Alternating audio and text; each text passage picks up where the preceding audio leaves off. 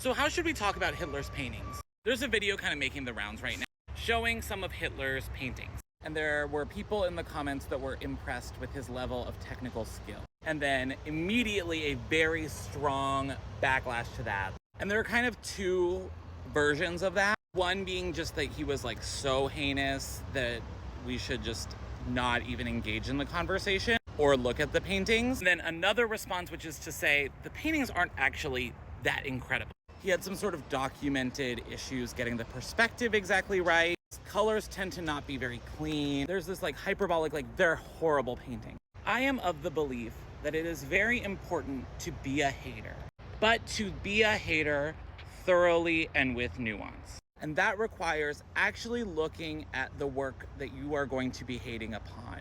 I think to look at these and say they are horrible paintings and that he had no skill is disingenuous. To most people looking at these, there aren't like perspective issues that jump out unless you're looking for them. And if we're going to talk about perspective issues, I don't think that's a prerequisite for making a good painting. Edward Hopper, like famously, his perspective is off in most of his paintings, and I don't think it matters at all. But if you look at the work of Edward Hopper, that work is reading as having emotion to it. He's setting up these scenes that read with a sort of melancholy. Whereas when you look at the paintings by Hitler, he very well could have been painting these from a postcard. And so then it becomes important to situate where we were art historically when he's trying to make these kind of paintings. So we're less than 100 years from the invention of photography, meaning they're in a world that suddenly they're seeing more images than have ever been seen before in human history. Meaning there's less demand for drawings. You can just get the photograph. And that's like still a fairly novel thing at that point.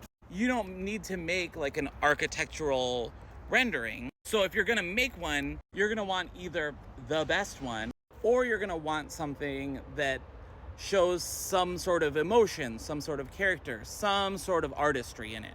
He's sort of added nothing to the image. It's the building in the middle of the day in just regular lighting, nondescript, centered in the middle of the composition. Above anything, it is painfully average.